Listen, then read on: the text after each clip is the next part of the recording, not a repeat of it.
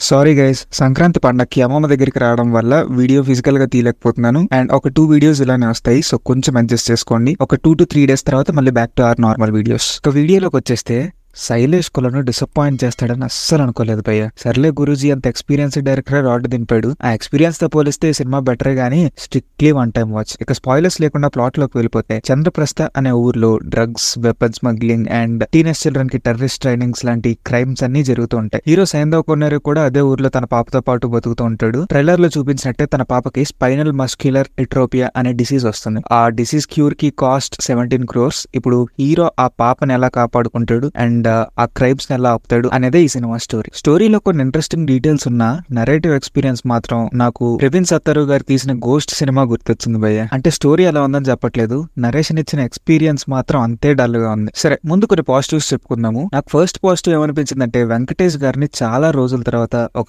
Angry action హీరోలా చూడడం కొంచెం సాటిస్ఫాక్షన్ ఇచ్చింది.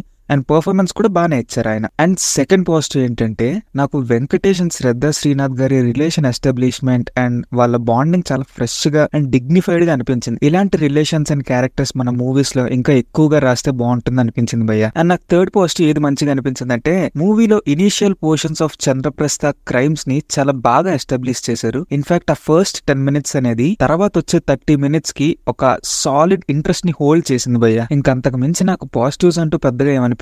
అక్కడక్కడ నవాజుద్దీన్ సిద్దికీ గారి జోక్స్ కొంచెం వర్కౌట్ అయ్యాయి. నెగిటివ్స్ లోకి వచ్చేస్తే, మూవీ ఫస్ట్ 10 minutes తర్వాత నరేషన్ చాలా ఫ్లాట్ గా వెళ్ళింది. అస్సలు ఎక్కడ సర్ప్రైజ్ మూమెంట్ గానీ హై మూమెంట్ గానీ ఏం ఉండవు అనమాట. ఇలాంటి సినిమాల్లో హీరో గెలుస్తాడు అని మూవీ స్టార్ట్ అవ్వక ముందే మనందరికీ తెలుసు భయ్య. కాకపోతే దాన్ని ఎంత థ్రిల్లింగ్ గా చూపించాము అనేది కీ ఫ్యాక్టర్ అనమాట మూవీ సక్సెస్ కి. ఈ మూవీలో మాత్రం అస్సలు థ్రిల్ అనే ఫీల్ ఎక్కడా రాదు. దానికి మెయిన్ రీజన్ వచ్చేసి అల్ట్రా వీక్ విలన్ క్యారెక్టర్స్. సినిమాలో ఒక సిండికేట్ ఉంటుంది భయ్య, దానికి ఒక పేరు కూడా ఉంటుంది, అది మర్చిపోయాను. బట్ ఆ సిండికేట్ మొత్తంలో ఒక్కడిని మనకు చూసి భయపడాలనిపించదు. అందరూ కమెడియన్ పీసులు లేకపోతే బఫూన్ పీసులు. ఇంకెక్కడి నుంచి వస్తుంది భయ్య కాన్ఫ్లిక్ట్ మీద ఇంట్రెస్ట్? సెకండ్ నెగిటివ్ నాకు అనిపించింది ఏంటంటే, వరస్ట్ యాక్షన్ కొరియోగ్రఫీ భయ్య. ఫైట్ సీన్స్ అన్ని mass masala commercial movie fights లానే అనిపిస్తాయి. హీరో దగ్గరికి కావాలని వచ్చి కొట్టించుకోవడం, villains automated advanced machinery guns వాడుతున్నా గానీ హీరోకి ఒక్క బుల్లెట్ తగలదు. హీరో ఒక షార్ట్ గన్ జోబులు వేసుకుని ఒక సిండికేట్ మొత్తాన్ని చంపేయడం, ఇవన్నీ ఉండకూడదని కాదు, బట్ శైలేష్ నుంచి అయితే ఇలాంటివి ఎక్స్పెక్ట్ చేయలేదు. అండ్ మోర్ ఓవర్ వీటిని ఎంజాయ్ చేయాలనుకుంటే దానికి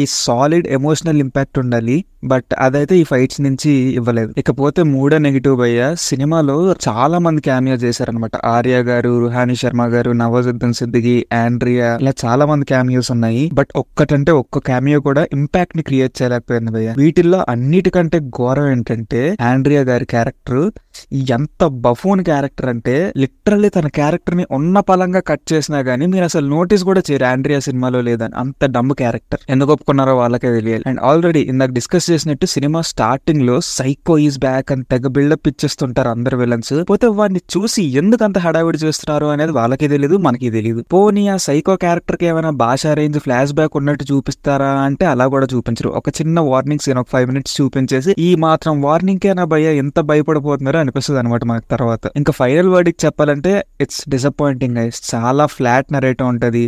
ఫాదర్ డాటర్ ఎమోషన్స్ కూడా అంత పర్ఫెక్ట్ గా వర్కౌట్ అవ్వవు. హనుమాన్ కి టికెట్స్ దొరకకపోతే మాత్రం మీ మూవీని ట్రై చేయొచ్చు, వెంకటేష్ గారు కొంచెం సాటిస్ఫై చేస్తారు. But keep your expectations very low. And ఈ వీడియో మీకు ఎలా అనిపించింది, నేను ఏమైనా కొంచెం ఎక్కువ తక్కువ మాట్లాడాను, లేకపోతే మీకు సినిమా నచ్చిందన్న మీ పాయింట్స్ ని కూడా కింద మెన్షన్ చేయండి. Let's keep the comment section in very healthy environment. Please do like, share, subscribe and notification bell on చేసుకోవడం మాత్రం మర్చిపోకండి. ఇంకొన్ని ఫ్యూ అవర్స్ లో నా సాంబరంగా మూవీ రివ్యూ కూడా వచ్చేస్తుంది, so please stay tune to the channel.